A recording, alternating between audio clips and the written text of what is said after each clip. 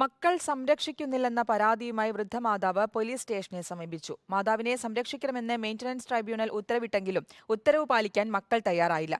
ഉത്തരവ് നടപ്പാക്കുന്നുണ്ടോ എന്ന് ഉറപ്പുവരുത്താൻ പോലീസിന് ട്രൈബ്യൂണൽ നിർദ്ദേശം നൽകിയിരുന്നു. പത്തനംതിട്ട പന്തളം സ്വദേശിനി 81 വയസ്സുള്ള പൊന്നമ്മയാണ് പരാതിക്കാരി. 5 മക്കളുണ്ടായിട്ടും വാർദ്ധക്യത്തിൽ തനിക്ക് സംരക്ഷണമില്ലെന്നാണ് പൊന്നമ്മയുടെ പരാതി. ആഹാരത്തിനും മരുന്നിനും വകയില്ല. നിസ്സഹായതയോടെ പൊന്നമ്മ പറഞ്ഞു, എനിക്ക് ആഹാരത്തിന് വഴിയില്ല, എനിക്ക് മരുന്നിന് വഴിയില്ല. അതെനിക്ക് കിട്ടിയിരിക്കണം. എൻ്റെ കുടുംബ വസ്തുക്കളെല്ലാം വീഴ്ച കൊടുത്തു. കിണർ വെട്ടി, പരത്തറ കെട്ടി, കറണ്ടുണ്ടാക്കി. ഇപ്പോൾ എനിക്കൊന്നുമില്ല. രക്ഷകർത്താക്കളുടെയും മുതിർന്ന പൗരന്മാരുടെയും ക്ഷേമത്തിനും സംരക്ഷണത്തിനുമായുള്ള നിയമം 2007 പ്രകാരം അടൂർ മെയിന്റനൻസ് ട്രൈബ്യൂണലിൽ പൊന്നമ്മ പരാതി നൽകിയിരുന്നു. മകൻ ഒരു നിശ്ചിത തുക മാസം തോറും നൽകണമെന്നും ട്രൈബ്യൂണൽ ഉത്തരവിട്ടിരുന്നു.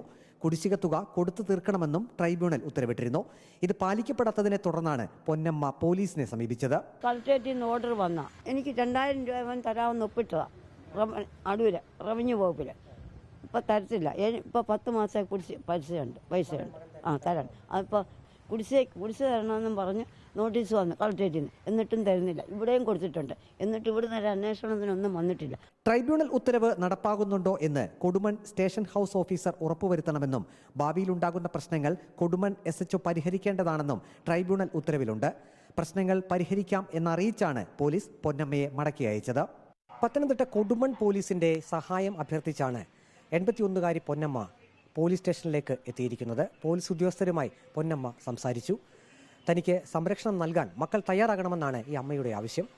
വീഡിയോ ജേർണലിസ്റ്റ് അജി കുടുംബനൊപ്പം റിപ്പോർട്ടർ പ്രവീൺ പുരുഷോത്തമൻ, റിപ്പോർട്ടർ പത്തനംതിട്ട.